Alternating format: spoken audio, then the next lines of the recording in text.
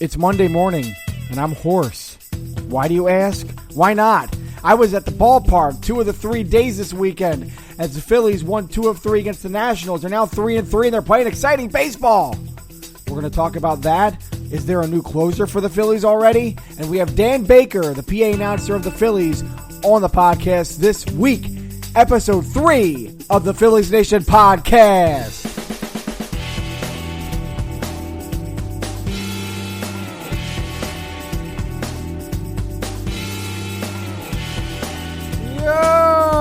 Phillies Nation, welcome to episode 3 of the Phillies Nation Podcast.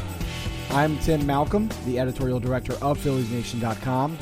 Go to PhilliesNation.com for all of your news, rumors, opinion, information about the Philadelphia Phillies. You can find us on Facebook at Facebook.com/PhilliesNation. You can find us on Twitter at PhilliesNation, and you can find us on Instagram at PhilliesNation_. Definitely updating all of those platforms over the week, the first week of Phillies baseball. We have tons of pictures on Instagram. We live tweet all the games, of course, and are always on Twitter, constantly updating that. And on Facebook, we have tons of stuff going on. So follow us on all those platforms. You can find the Phillies Nation Podcast on iTunes, SoundCloud, Stitcher, Spreaker, iHeartRadio, TuneIn Radio, and on our YouTube, youtube.com/PhilliesNation. We try to update that as much as possible, so please look for us there. And please subscribe. Subscribe to the podcast on iTunes and other places. On iTunes right now, at this moment, you'll see a different image than the regular bell. You'll see a former Phillies Nation Podcast image. It's still the same podcast. It's my podcast. So you can click on that, subscribe. You'll get the podcast before anybody else. And please rate the podcast on iTunes. Give us great reviews because we would love, A, your feedback, and B, we'd love to get more people listening to this. It'd be a lot of fun. We want to get you guys involved in future episodes. So please subscribe and review to the podcast. So last week when I ended the podcast, or maybe it was in the beginning of the show, I forget when it was exactly, but I had said that I wanted the Phillies, I was hoping the Phillies would end the week and we could come into this podcast either 4-2 or 3-3. 4-2 is kind of, a little bit of a stretch because they were playing the Nationals over the weekend, and we all kind of knew with the Nationals pitching staff that maybe 2 out of 3 would be tough. But 3-3, 4-2, that was definitely in our minds. We wanted maybe a 500 team coming into this week because I get sick of watching this team maybe win one game in the first 6 or 7. I like good baseball out of the chute, so I feel a little energized, keep going, as we get into sort of the regular flow of the season. And here we are. The Phillies almost were a 2-4 team after this week. But Jenmar Gomez did not blow the game entirely. He did give up a 3-run home run in the 9th inning to Ryan Zimmerman, which of course tied the game. But he didn't give up the lead, which was good because in the bottom of the 9th inning, the Phillies promptly won the game with a Cesar Hernandez single on Sunday. That was really fun to listen to. I was actually listening to that one, got my Fransky and LA fix, and it was really great listening to them. But they played really well Sunday, and sadly, it finished with a 4-3 win and not a 3-0 win. Pitching was really good up until the 9th. But of course, the big story is Jenmar Gomez and his closer situation. We'll have Kirsten Swanson from PhilliesNation.com on the show a little bit later to talk about that. But I will say right off the bat that I think that Gomez will not be the closer very soon. In fact, this week as they start playing the Mets, first game tonight, you probably will see a different closer getting ready for the Phillies at some point during that series, whether it's Hector Neris or somebody else. I hope it's Neris. He is the guy that is most likely to get that spot, and I think he's most deserved. But the bullpen itself looks really good right now. And we'll talk more about that with Kirsten Swanson in a bit. Our guest this week for the main interview is Dan Baker, the guy that you hear when you come into Citizens Bank Park every time you go to a game. He's the guy that does the introductions. He announces the national anthem. He introduces all the players. He's the one who calls out everybody's player's name when they come up to bat. You know his voice. You've heard it so many times. It's part of sort of the language of Philadelphia. We have him. We talked to him the day of the home opener at the Penrose Diner. We had a really cool breakfast conversation with him. It was really fun to talk to him about, A, being the PA announcer for the Phillies, the memories that he has being PA announcer. He's in his 46th year as PA announcer. That's unbelievable. He's the longest tenured PA announcer currently in baseball, and right now, third longest tenured ever, which is pretty amazing. He also talked about memories of 1964, which is maybe his favorite Phillies team of all time. He grew up with that team. He was a teenager during those years. Really great conversation. Please listen to that later on. But the home opener after that was a letdown, obviously. The Phillies were down 7-0 early, but they came back and they made it really close, and that sort of set up Saturday. But I will say this. We talk about this with Kirsten a little bit later on, but I have to say Vince Velasquez, I worry about him more than any other pitcher in this rotation. Last year, he did not get deep into games. As I mentioned earlier on in an earlier podcast, he only got through the seventh maybe 2 or 3 times the entire year last year. It needs to happen more often, and this first start on Friday was not a good sign. He only went 4 innings. He struck out 10, whoop-de-doo, but he also pitched very deep into counts. He let guys stay into counts, and he gave up a couple big home runs. Can't happen. Cannot happen. So I worry about Vince Velasquez, but we'll talk about that with Kirsten Swanson later. Home opener was what it was. They came back, made it interesting. It was fun. I like Aaron Altair early on. Freddie Galvis, I wish that he wasn't so much of a power hitter and more of a ground ball hitter. But I think at this point I'll take what I'll get with Freddie Galvis as long as he keeps flashing the glove, which he is doing. He looks amazing out there in the field. But Saturday was incredible. I was at that game, and I wrote about it on PhilliesNation.com on Sunday. It was my 5-month-old daughter's first baseball game. And I am gushing. I was gushing excited about it. I couldn't wait to get her in the park. And basically the first inning was us kind of, wrangling everything, getting her ready for sort of getting fed and then getting to sleep, because the best really possible thing we could do is get her to sleep during most of the game. So it was really trying to get her in situations where she could go to sleep and not be bothered too much. Meanwhile, I had my niece and nephew with us, and they were, they're awesome kids, and they went to get some food, and we were kind of just, getting ourselves together as the first inning was happening. And I barely saw some runs scored during my time at Ashburn Alley in that first inning as we were getting things together. And it was a scene. I'm standing there in the middle of Ashburn Alley with a carrier on, and I have a little thing of formula and a bottle, and I'm making a bottle for my baby. These are things I never thought I would do at Citizens Bank Park in my entire life, but here we are. And meanwhile, the Phillies are putting together their greatest first inning of all time. And we finally got to the seat, and we still got to catch maybe about 2 or 3 runs at the end of the inning in the seats in the 400 level. It shows you how long the inning took. And it was an unbelievable inning. It was unbelievable, and I'm hoarse because of it. The Phillies' offense looks really good right now at times. At times, they don't look so good. They did go scoreless in the game against the Reds earlier in the week. But I will say this, and I talk about this with Kirsten later on. It looks like they're going to be more consistent. It looks like they're not going to be as streaky as they were last year and in the year prior. Howie Kendrick, for one, looks really good out of the chute. Obviously, he's hitting .429 right now with a .478 on-base percentage. It's not going to last, but he looks like he's a real nice stabilizing force at the top of that lineup. Odubel looks fantastic. .364 average, .481 OBP. He looks like he's locked in earlier on, and he's definitely taking more pitches, and he's getting the walks, and he's celebrating the walks. 5 walks, 4 strikeouts. Really good stuff from Odubel right now. The rest of the lineup up and down, depending on who you're talking about. Tommy Joseph, Cameron Ruppert down. Maikel Franco, what is he doing? He's still swinging really long right now and trying to get the ball out in the air. He needs to be more focused with line drives. He did that later in the game on Sunday. That's good to see. Michael Saunders, up and down. He's been mostly okay so far. Cesar's been looking fine at the top of the order. As long as the Phillies have 3 or 4 guys who are consistently contributing at a high level in this offense, hopefully that'll keep things going at a decent rate, and they're not going to slump too much.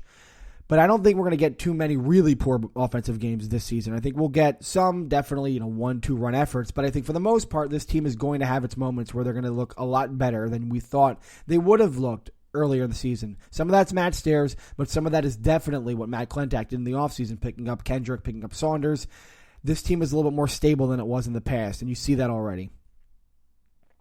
Finally, Sunday, Jeremy Hellickson got hurt. He left the game after the 5th inning. He was pitching very well, got hurt. looks like a right arm cramp in his right forearm. He's going to be okay, reportedly. He said he was going to be fine.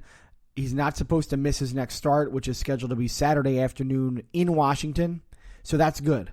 Jeremy, though, looks very good out of the chute right now. Very happy with what he's done.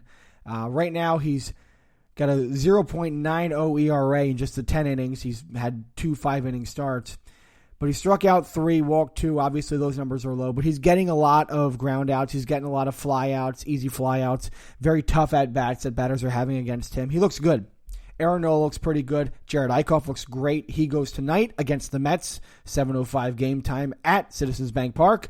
Clay Buchholz not so good. Vince Velasquez not so good. But first week, early on, we have to see what happens. Obviously, some of the narratives are starting to take shape, and we'll see what happens this week, especially with the bullpen, Jenmar Gomez. Again, Kirsten Swanson is coming on in a moment to talk about all that. But 3-3, got to be happy with beating the Nationals 2 out of 3. We'll see what happens this week against the Mets. It'll be a fun series. 7:05 tonight, Jared Eichhoff on the bump for the Phillies. And the Mets, obviously, good pitchers coming at us this week as well. It'll be a fun series as the Phillies try to get over 500. Well, as we mentioned at the beginning of the podcast, the Phillies offense getting going here at the second part of the week. The pitching has been up and down, sort of indicative of what the season we thought would be for 2017. And I have Kirsten Swanson of Phillies Nation here with me on the phone. Kirsten, so you were saying the same thing, that this year so far, at least in the first week, looks a lot like what we thought the Phillies would look like here in the first part of the season. Yeah, for sure. I think it was about 2 weeks ago, Phillies Nation, we had, what can go, what's the best that can happen for the Phillies and what's the worst, and I think we've seen a little bit of everything. Velasquez didn't get out of kind of make it to 5, had 10 strikeouts, but couldn't really locate his pitches at all. Eichhoff pitched really well, but no run support. Buchholz didn't go past 5, but it's kind of what we expected. Jenmar Gomez nearly blew the save on opening day, blew the save on Sunday, but that might be a good thing because we were kind of hoping that he wouldn't make it past the first week as the closer. Right. But then, things went the Phil's way. The hitting has been pretty good other than the dud in Game 2. Herrera's off to a great start. Howie Kendrick's off to a great start on the top of the lineup. Hellickson has shown on opening day and again on Sunday that he can give you the quality starts that you need. So it's kind of a little bit of both. And then Saturday, a little bit of luck was involved, and that's what we said the Phils needed to get to 500. And here we are after the first week. They're at 500. Yeah, I mean, it's funny because I'm looking at some of the players so far this year. You mentioned Velasquez right off the top, and I feel like he, more than anybody, is sort of living in both the best and the worst of what he can do in one start. For sure. Like he was 4 innings on, and I was there on Friday for that start. You were there as well, and he 94 pitches in 4 innings. He strikes out 10. So you're like, oh my God, this guy's a flamethrower. He can get anybody out. He had a double-digit strikeout stuff. There it is. Yep. But then he walks 3 batters, and he's putting guys on base and giving up home runs and can't. I mean, like, can we get like a down-the-middle performance from Velasquez, or are we going to see like this kind of like radical, like, every start is an adventure kind of thing from him? I'm worried about him. Are you worried about him? I am, and I think we're going to have to accept that it's going to be a wild ride every time he gets on the mound. I'm struggling to see him going out there and pitching 7 innings where it's 6, 7 strikeouts, and he's just keeping the ball down and getting ground outs. It's really hard to see that happening. Yeah. I hope he kind of, and I hear, I listen to the radio a lot, and Larry Anderson's been saying he's just so focused on getting these strikeouts, and he just needs to learn how to locate his pitches better and not worrying about blowing the ball past guys. He needs to make it further into games, and if he doesn't, it's going to be a problem. Well, luckily for Velasquez and the Philly starters who aren't going too far into games, the bullpen has been tremendous. For sure. Outside of really Jenmar Gomez and Adam Morgan, but what are you going to do? But right now, I mean, Joaquin Benoit, I think, looks terrific. He struck out, I believe, 3 or 4 batters so far in his 3 innings of work. Hector Neris has been tremendous, as we all knew he was going to be. Pat Neshek has kind of gotten out of some jams and has done a nice job. Are you confident in the group of guys that we have right now in the pen to kind of continue this throughout, at least the first part of the year with Jenmar Gomez being up and down? I am. I really am. Unlike last year where at this time last year we were, what are we going to do? I'm really confident in Neris, Benoit, and Neshek, especially even if, even Neris or Benoit, if they get in the closer spot, I'm still really confident in the guys out there because they're not so much veterans, but they know their place, they know their stuff. Neshek is the veteran that, can go out there even if there's a couple guys on base. I'm really confident in his stuff. But I'm really curious what Pete Maccannon's going to do this week, and if he's going to put in Neris in the closer spot, going to go with Benoit, or going to ride out Gomez one more time. I'm curious to see what he's going to do. I kind of just hope it's Neris because he's the most likely candidate, but also you don't want to rock the boat too much. If you put Benoit in the closer role, I feel like that sends a message to Neris, like, what do I have to do to become a closer on this team, right? And at the same time, Benoit, you can count on him in the 7th or 8th inning, and he really shouldn't be pitching in the 6th inning of a game, Pete Mackanin. But Benoit can be counted on to get some big outs late in the game so that if Neris is struggling or something, you can just slide him into that role for a game or two. I think it makes a lot more sense if you have Neris back there, to be honest. I agree. Completely agree. Especially confidence issues. Yeah. As far as the offense is concerned, and we saw this on Saturday with that unbelievable game, but Howie Kendrick has been really the best potential addition to this team at this point. He's hitting right now. He's hitting 429. He's hitting after his game on Sunday. He's got a bunch of extra base hits already, 3 of them, and looks like he's just such a stabilizing force out there. How confident are you in Howie Kendrick going the whole way here? Because he's 33 years old. He's not necessarily spring chicken here, but right. Do you think he can do you think we can have a pretty decent player here at the top of the order for at least the first couple of months here? I do, and I think the first week is exactly what Howie Kendrick showed. It's exactly what Matt Klentak was hoping he was going to be. We heard all off-season, he's a professional hitter, and he is. We kind of were worried in spring training. He didn't have the best spring training, but we heard, he's a veteran. Doesn't really matter what he does in spring training. He knows how to turn it on, turn it off, and I'm really confident in that even if, let's face it, this isn't going to last a whole season, but if he gets in those slumps, I'm not worried about him getting in a funk or for too long. I think he's been around the block a while, and he knows what he needs to work on, what he doesn't need to work on. And like I said, even if he gets in funks, he can work it out, and he's going to be that professional hitter that you need at the top of the lineup. Yeah, especially with, Maikel Franco sort of not necessarily getting himself going quite yet. And Michael Saunders has been pretty decent, but he's sort of been up and down, at different parts. It's so early in the year. We don't want to say too much. Anybody on this team right now that, you mentioned that we kind of, the best and the worst are kind of happening right now for this team, and we kind of knew going in what it was going to be. Is there anybody on this team right now that you are kind of shocked about? Anybody who you're like, oh, wow, this guy's playing not as I expected so far? I wouldn't say shocked per se, but Cesar Hernandez and Freddie Galvis are really showing the Phillies that they deserve a spot on this team. I'm really hope that it continues because I'm in the camp where I don't want J.P. Crawford to come up out of necessity. I want him to come up when he's ready, when he's had a lot of at-bats in AAA, and he's, busting the cover off the ball, and you can't keep him down for any longer. And if Cesar Hernandez and Freddie Galvis can continue the way, both offensively and defensively, the way they're playing, the Phils will be in good shape going forward. Again, I don't want J.P. Crawford coming up with fans, calling for him. I want him to come out when he's ready, and Freddie Galvis and Cesar Hernandez are giving the Phils all the time they need. Yeah, I watching, the games early on here. Cesar Hernandez, he's only hitting 269, which is actually, pretty average. It's what you want to see. I think he's getting on base at around a 300 clip, 320 or so, something like that. So it's early. But, yeah, I think when you mentioned defense, he's playing much better defense than I would have kind of thought going in this year. Because I've always looked at him as sort of an above-average defender, but just slightly. He seems to be even more on the ball this year. And Freddie, we all know, is Freddie. He's making unbelievable plays. And I'm with you. These guys can just be stabilizing out there. And while they're not world beaters with the bat, they're doing what they have to do. This team's in a much better position just with all the young kids who are about to come up. Exactly. So before I let you go here for this first segment, we'll come back later to talk about something very interesting. But Aaron Nola, who on Saturday pitched pretty well, he had a mammoth lead to work with, obviously, gave up 3 runs, but again, blowout runs. He struck out 7, walked 2. after the injury last July and obviously all of the worries that we had about him, how do you feel, sort of scale 1 to 10, with 10 being most confident, how do you feel about Aaron Nola going forward after his first performance this year? I would say a 7. You kind of stalled in his shoulders after the blowout lead in the first inning. He kind of just relaxed and kind of exhaled, and I feel like I felt the same exact way.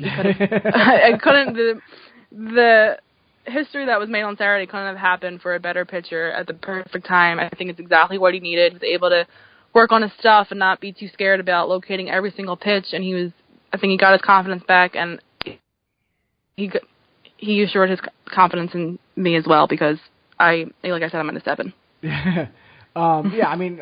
Definitely in that first inning, I think I was sitting up top at the 400 level, and even the guys around me were all like, yeah, they have like a 12-run lead right now, but it is the Phillies, Right. What's gonna? And I would be lying if I didn't have that same thought. But even then, it's like I think we're going to be in pretty good shape. But Nola pitched pretty well, all told, and I think that is a huge confidence builder for him for sure. Kirsten, we'll come back later on in the show to talk about some interesting stuff that you had to talk about with one former Philly. We'll talk about that in a little bit. But Kirsten, thanks for coming on the podcast. Talk to you in a little bit. Thanks, Tim.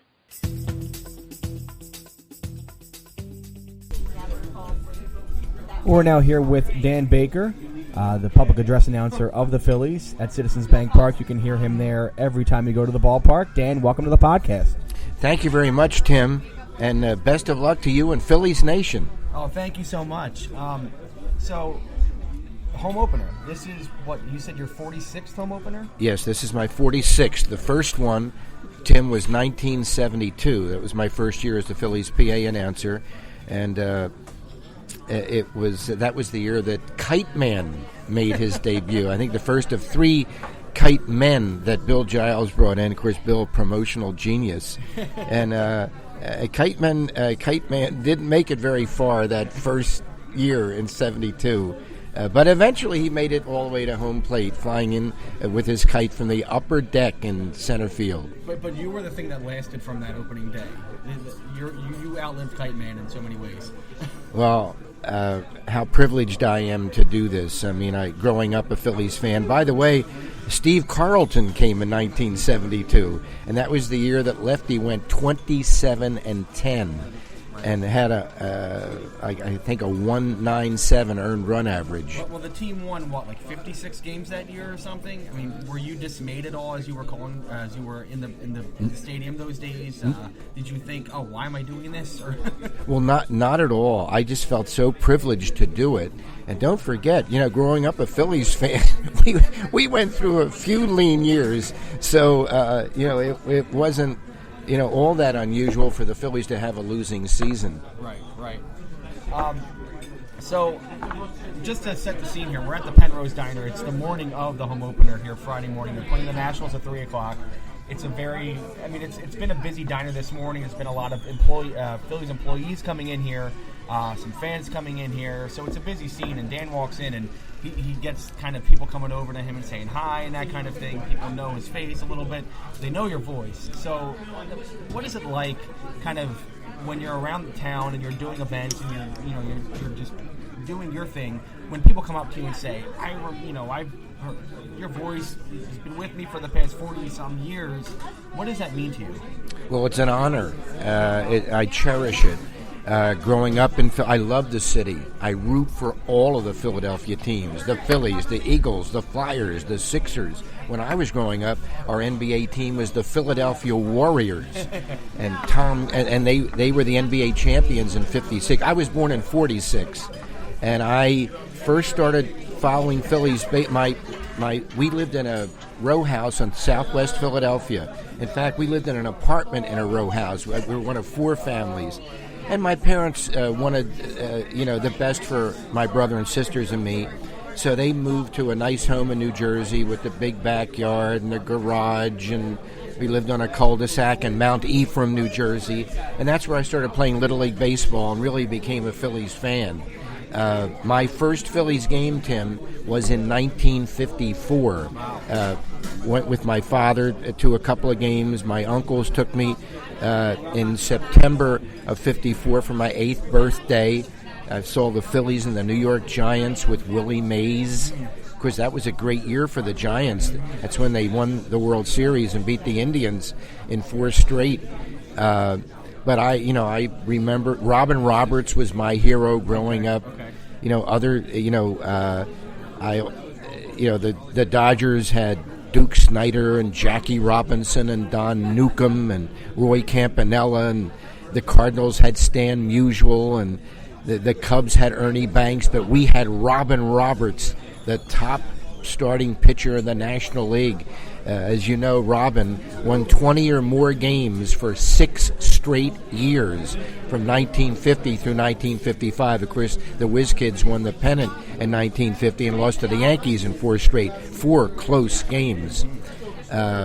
Robin lost the second game of that series 2-1 when Joe DiMaggio hit a home run in the top of the 10th to beat him, the Yankee Clipper. But I'll never forget going to Connie Mack Stadium as a kid at 21st and Lehigh, and when I was old enough that my parents would allow me to go to the games on my own, I'd take the bus over. I'd catch the bus on the Black Horse Pike in Mount Ephraim, and it would let me off on Market Street in Philadelphia around 12th and Market, 13th and Market. Then I'd get the Broad Street subway and take that up to Lehigh Avenue, Broad and Lehigh, and walk the final 7 blocks, Tim, from Broad Street to 21st Street.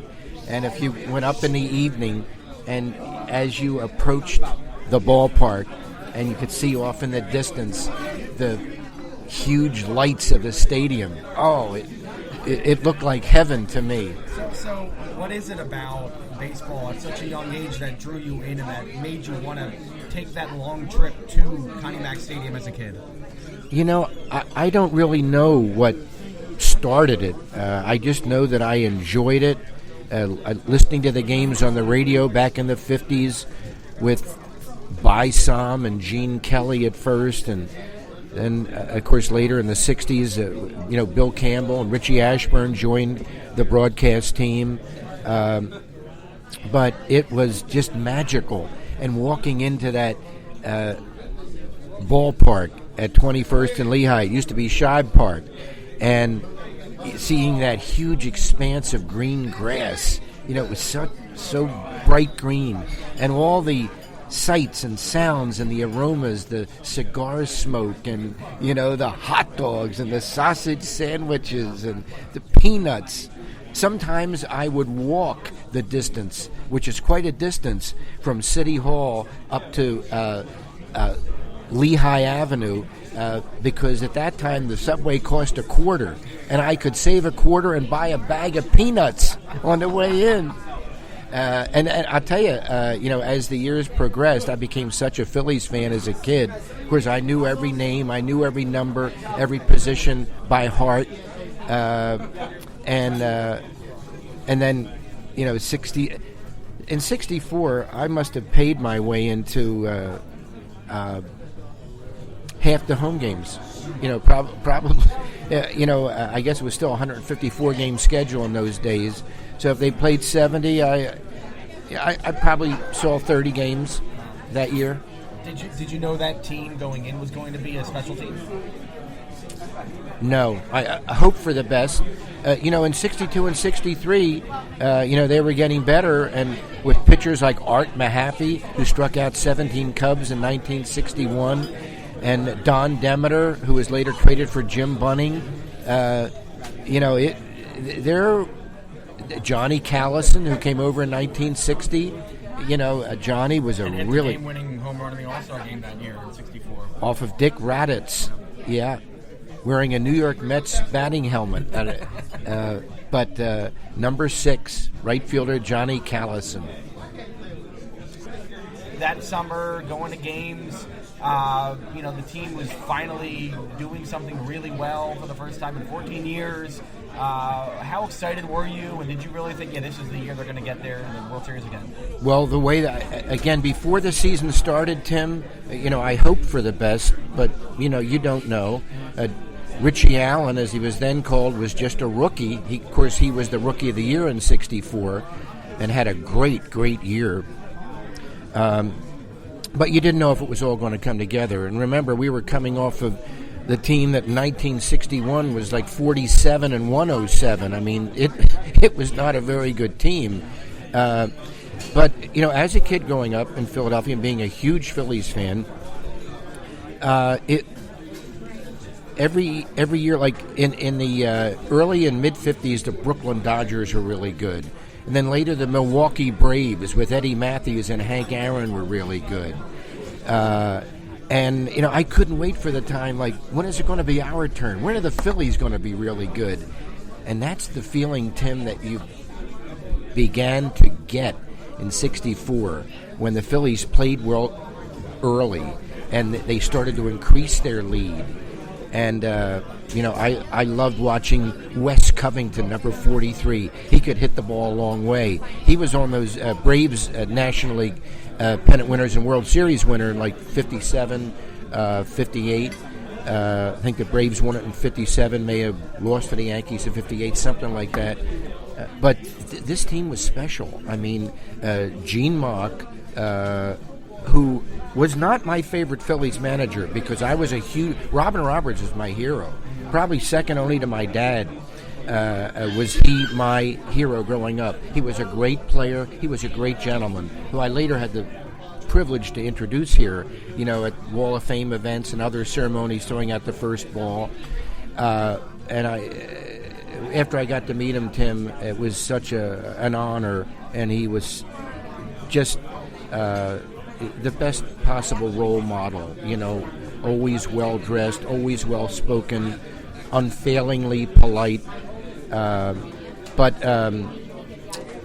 Gene Mauch, near the end of Robin's Phillies days, he was no longer the great and dominant pitcher that he once was.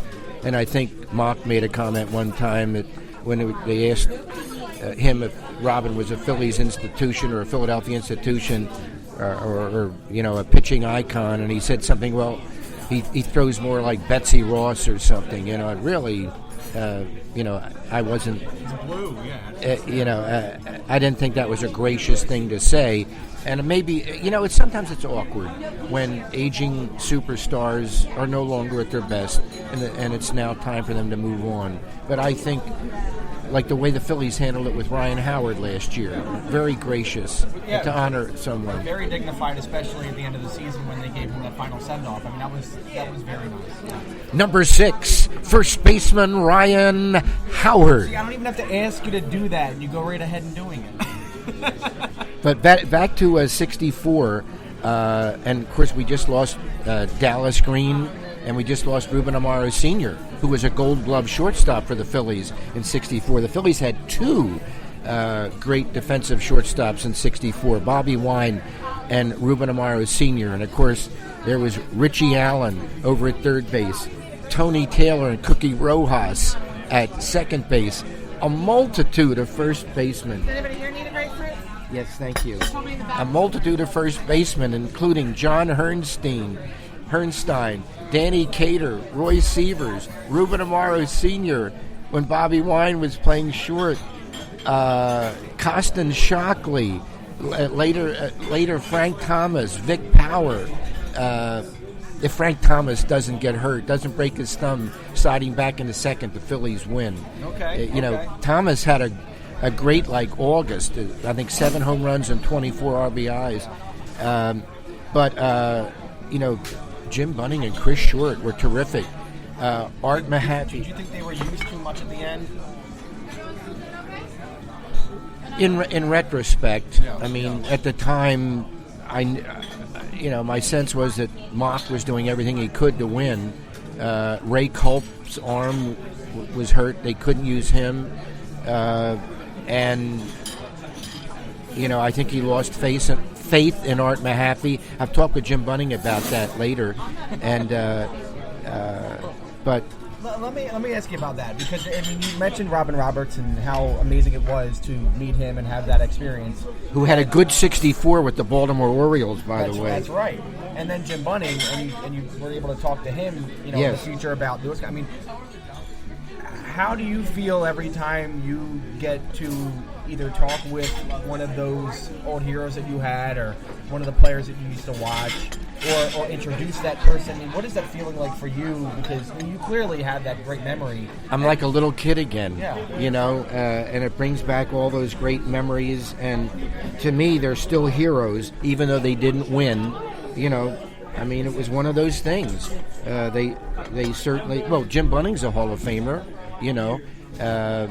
I'm on a committee that's trying to help Dick Allen get into the Hall of Fame, and I think he deserves to be. So I love talking with them.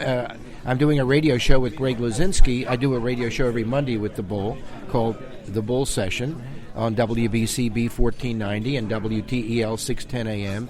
We have Art Mahaffey on Monday, April 17th at the Bluebell Inn. So I revisit that. Art was like a boyhood hero. I mean, I was 15 years old when he struck out the 17 Cubs at Connie Mack Stadium in '61. I saw that game on television. But man, he could throw hard, and of course he made the All-Star team a couple of times. And he gave you hope for the future. Art Mahaffey and then that 64 team. And the Phillies were very competitive in the mid-'60s, 64, 65, 66, 67. But obviously, it didn't go the way that we all planned and the way that you had hoped. No. How distraught were you after that collapse in '64? I was sick. And I was a freshman at Glassboro State College, now Rowan University. And, there was a lot of, Yankee fans and Met fans down there because Glassboro State drew a lot of kids from central and northern New Jersey as well. And, I thought, finally, we have it. And with a 6.5 game lead and 12 to go, he thought, well, okay, stumble here and there, but we're still going to win this thing. And unfortunately, the Cardinals got hot, the Reds got hot, and we got cold, So, but, even though I was disappointed, like most Philadelphians, I admired that team. They were heroes of mine, and I always enjoyed talking with Ruben Amaro Sr. or Dallas Green or Bobby Wine. We have him on our show every year. I love seeing them again and talking baseball. Yeah. Let's fast forward to obviously you were here through the 70s and the 80s, and you obviously got to witness some great teams in the late 70s and 1980. Of course, the World Championship team. How do you straddle? Do you straddle the line, or how do you straddle the line when a team like that wins a World Championship? It's the first World Championship in franchise history. You're obviously a fan, but you're obviously calling, the World Series game at Veterans Stadium, and you've always been very down the middle with calling opposing hitters and things like that. How are you able to sort of not be a fan of the moment while still being a fan of the moment? Well, Tim, you're right. I'm a fan first and foremost, but I also understand my responsibility in this role, and that is to provide information accurately, concisely, and understandably.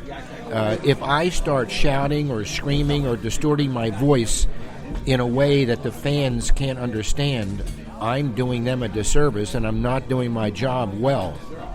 So I will try to add some enthusiasm in the middle of a Phillies rally, but never to the point where you can't understand what I'm saying, or I'm screaming or shouting, and it's like, So, I'm very cognizant of that, and I try to keep that, in the forefront, and make sure that I'm always doing my job. There's enough time to celebrate afterwards. So obviously we mentioned you're at the it's home opener day here in Philadelphia, and you mentioned Kite Man. Are there any other home openers that stick out in your mind that are relatively memorable? And that this day is obviously your first big day of work for the year, at least as a PA announcer. So is there anything that sticks out as far as memorable opening days? Well, Bill Giles, every year, Bill is a master promoter. It was Bill that hired me in the fall of '71 to begin the base. The first year of the vet was '71, so I didn't announce. I was not the PA announcer in 1971. A gentleman named Art Wolf, who was a longtime newsman on KYW News Radio, and Art had a wonderful voice. But luckily enough, I got the job beginning in April of '72. Bill would have special ways to delivering the first ball. It wasn't on opening day, but I remember announcing Carl Wallenda, who crossed the vet on a tightrope, and there was Benny Koski, the human bomb, who blew himself up inside of a coffin-like wooden structure. There was the great Merrifield, who dangled from a helicopter and dropped the opening ball. And another time there was an artist, I don't remember his name or her name, I think there was two of them, that they came down a wire that was attached to the roof of Veterans Stadium above the right field foul pole, and they slid all the way down. In fact, the Fanatic did that. So there was all kinds of neat ways, to deliver that first ball, and it was always a lot of fun. And of course, another thing that makes opening day special, we usually have the All Philadelphia boys choir and men's chorale singing patriotic songs and our national anthem, and the introduction of the entire rosters of both teams, as well as the starting lineups, of course. And standing, on the first base line and the third base line.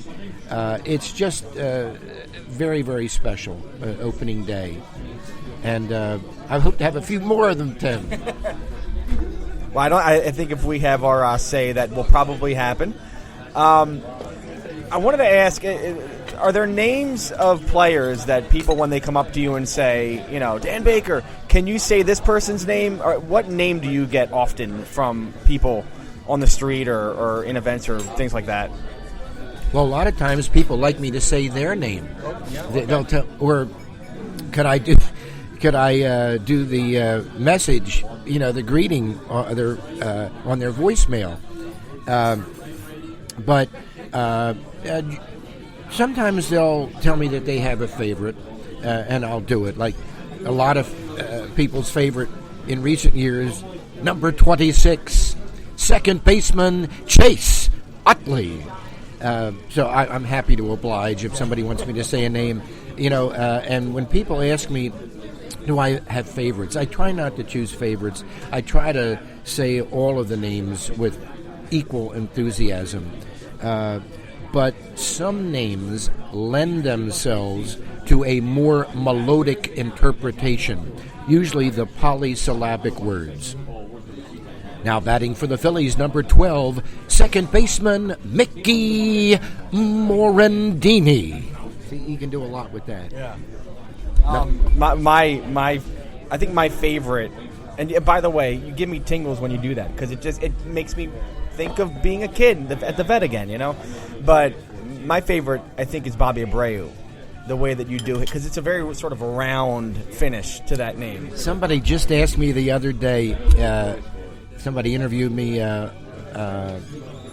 via email, and they asked me to name three, and I named Morandini, Luzinski, and Abreu. Yeah. Number 43, right fielder Bobby Abreu. When you're there today, and when you're there throughout the season here, are there any portions of your job during the day that you love more than any other? Is there something that you get a kick out of every time you do it? Because, I mean, how many games have you called at this point? I don't know if you've kept count, but you probably thousands upon thousands of games at this point. It's somewhere over 3,600, counting postseason and. But I just enjoy the whole experience. I keep score during the game, and to help me keep my place and everything. And again, being such a, I still can't, I have to pinch myself sometimes. I told you I used to go to a lot of Phillies games on my own. Here I am going to every game, getting paid for it. I love to do it. I love the enthusiasm of the crowds and the support of the hometown Philadelphia fans. And to the extent that I might encourage them from time to time, I get a kick out of doing that, thinking that maybe in some small way, I'm helping the team just a little bit by helping to promote a positive environment in the home ballpark. But I enjoy. I think I'm the only PA announcer in all of Major League Baseball that introduces the lineups from the field. And that's something that Bill Giles started many years ago, and Dave Montgomery continued. And I think that Dave and Bill thought that by having a person that you can see on the field introduce the starting lineups and the other pregame presentations and ceremonial first balls and introducing the national anthem and the anthemist, either singular or plural, that it helped convey a certain warmth or welcoming, as opposed to a disembodied voice that you heard coming out of the speakers somewhere. You didn't know where this person was, what he or she looked like, but you heard that voice, almost like the voice of God, and this way it kind of humanizes, I think, the person and lends to a warmer environment. Well, you've called a lot of Philadelphia institutions. I think you are a Philadelphia institution. I'm going to conserve your voice for the rest of the day so that you can get to work at 3 o'clock today against the home opener today. Dan Baker, thank you for coming on. And any parting shots real quick before we let you go? I like the direction this Phillies organization is taking, Tim. There's a lot of good young prospects all over the Phillies farm system, from AAA Lehigh Valley, AA Reading, Low A Lakewood, High A Clearwater. There's a lot of talent in this organization, and I definitely think better days are ahead. And I salute John Middleton, who one of our owners, and Andy McPhail and Matt Klentak. I think they're going about it the right way, and I think within a couple of years you're going to see a very strong contender once again for the Philadelphia Phillies. Well, I think so too, and hopefully you'll get to call those teams as well. Dan, thank you so much. Thank you, Tim. So right now on PhilliesNation.com, Kirsten Swanson, who I have back on the show, she was here earlier, wrote about Brett Myers. She had an interview with him a few weeks back, and the former Phillies starter and reliever, of course, he threw the final strike in the 2007 season in which the Phillies took out the New York Mets for the division title. She talked to him about a lot of things. First and foremost, his music, because I think he really wants to talk about his music, but also about some very interesting things, opinions he had on the game right now, things he had to say about 2008 and Brad Lidge and Cole Hamels, and so many things. So, Kirsten, let's just get to it, because he talked about bat flips and guys who kind of go too far with, or what he believes is going too far with their celebrations after certain hits and such. And obviously talking about Jose Bautista, right. His quote was, quote, "It's frustrating for me to watch. I'm glad I'm not playing anymore, because if Jose Bautista did that to me, as in a bat flip after a home run, he probably wouldn't have made it to first base. Don't disrespect me on the field, and I won't disrespect you." From your point of view, talking to him, what do you kind of get out of him when he talks about that kind of stuff? So I can see coming from him, and I can see with maybe most pitchers nowadays, it is a respect thing. When you're a pitcher, I'm not a huge fan of bat flips, but Odubel Herrera is my favorite player, and I get really excited when he throws his bat after a walk. It's almost comical at this point, though. Like right. It's like, oh, he's funny. He almost knocked out Franco the other day. Yeah.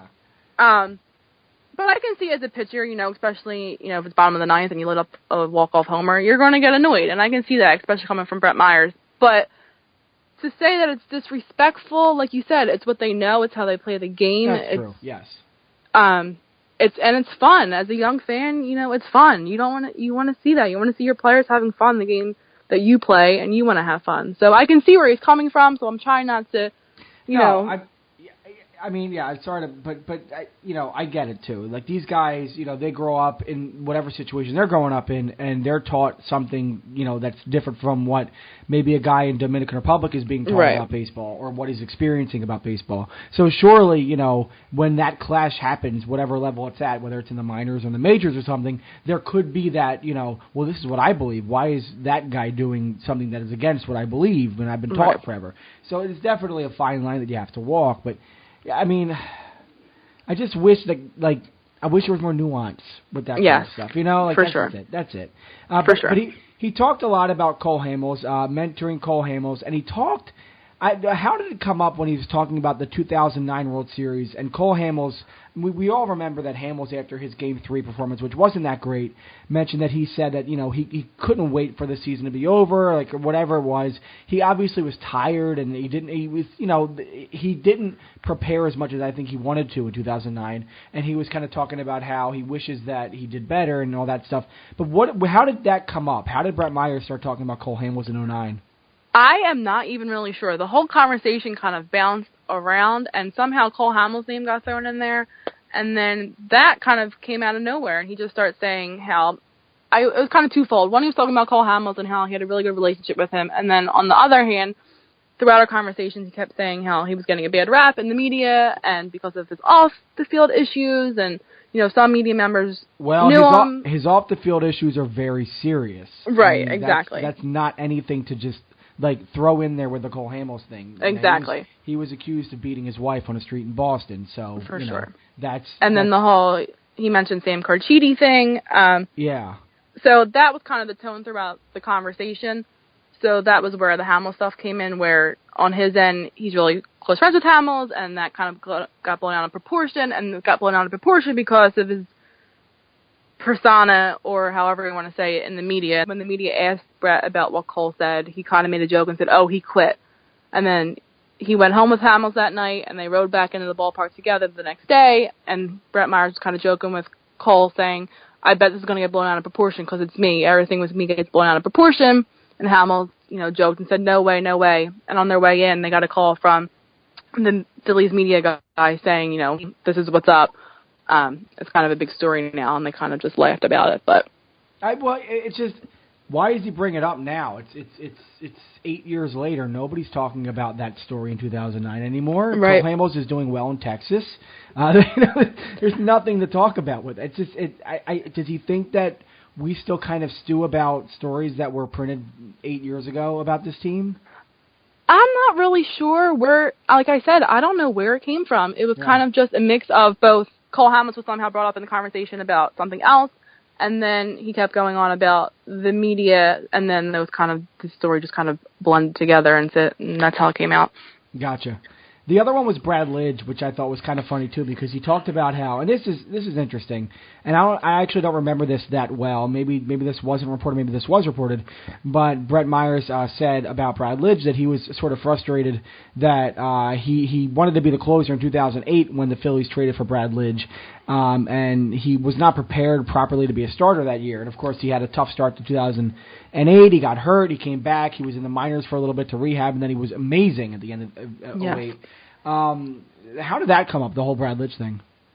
I kind of asked him because, 2007, it was my favorite year, so I brought that up and said, you had a pivotal role in 2007 as a closer, so you can kind of talk about how that came to be. So he mentioned, in the off-season between 06 and 07, Pat Gillick visited him at his home and saying, we kind of are stacked in the starting role this year. Would you mind moving to the bullpen? And he kind of said, I'll do anything the team wants. Just let me know. So he wound up, setting up for Tom Gordon in the beginning of the year. Then Flash went down and got to close the role, got hurt, then wound up, shining, closed the last game to clinch the division. So, he said he felt like he was made for the closer role, especially after 2007. He really felt like that was his. Then he found out they traded for Brad Lidge in the offseason, and then he kind of he didn't get over it. He went into spring training. He wasn't prepared to be starting pitcher again. He kind of not even wasn't prepared, but didn't care to prepare. He called himself out on it. He said it was selfish. Okay. He really didn't take him until June when he got sent down to the minors to really, get his mind right and realize that he will do anything to make the team win.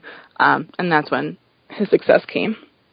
Well, I mean, it's interesting, and I think, good for him to own up to sort of saying he wasn't prepared enough for 2008, and that he definitely was part of that. He struggled a bit in 2008, and that was part of the problem for the team early on. But and I think at the end of the day, Myers, I think we all kind of, I for myself at least, I should say, I look at him sort of in a number of prisms. He has his personal situation that we obviously were not fans of. And he definitely is a little bit outspoken, which is fine. It's what he wants to do, but it's very interesting when he starts to talk about things, years away or things that he hasn't really been. What does he have to say about bat flips now? He's out of the game. He's doing music now, but he wants to make sure people listen to his music, so that's why he's doing this stuff. Right. But at the end of the day, this is a guy who gave us some great memories in 2007. In 2008, too, he pitched extremely well down the stretch for the Phillies, really helped stabilize the rotation late. And he's always going to be someone that I, think of with a little bit of a, gleam in my eye. Like, yeah, he definitely was part of something great here. I just find it interesting that he's, well, I don't find it interesting. He's trying to sell music, I guess, right? Yeah, exactly. And also, he mentioned several times that he mentioned a lot that he was, that kind of leader in the clubhouse in 07 and 08, and how he was always the player like that, and now he would like to coach or manage or something. He still wants to be in the game in some way. So I think that is also part of it as well. Yeah, no, I think anybody who, has a little bit of a, inkling to get back in the game will mention it, in the media just to try to, get that seed in the ground. For sure. But at the end of the day, I think it's just interesting to hear from him and know that he's kind of still plugging away and trying to do what he's trying to do. But good stuff. I think it's a good piece, and we have it up now at the website. It's Monday, so it was up last night. All right, Kirsten Swanson, thank you so much, and hopefully we'll get a couple more wins this week. Sounds good, Tim. Thanks. And that concludes the horse version of the Phillies Nation podcast. Sorry for the voice troubles this week, but hopefully next week I'll be a little bit clearer. I have no Phillies game scheduled for this week. Want to thank Kirsten Swanson for coming on the podcast to talk about the week that was. Also want to thank Dan Baker for the great conversation over breakfast at the Penrose Diner. Want to thank bensound.com for the music for this week's podcast. Again, you can find the Phillies Nation podcast on iTunes, on SoundCloud, on Stitcher, on Spreaker, iHeartRadio, TuneIn Radio, and YouTube at youtube.com/Phillies Nation. Go to philliesnation.com for news, rumors, opinion, information, facebook.com/Phillies Nation, Twitter at Phillies Nation, and Instagram at Phillies Nation _ for photos and much, much more. By the way, Rhys Hoskins hit a home run on Sunday. He's now hitting .357 in this early spring going here in AAA. Jorge Alfaro's hitting .545. Dylan Cozens homered.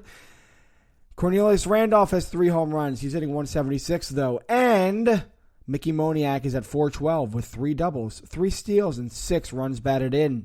Hey, let's get going, prospects. For the Phillies Nation podcast, I'm Tim Malcolm. I'll see you next week.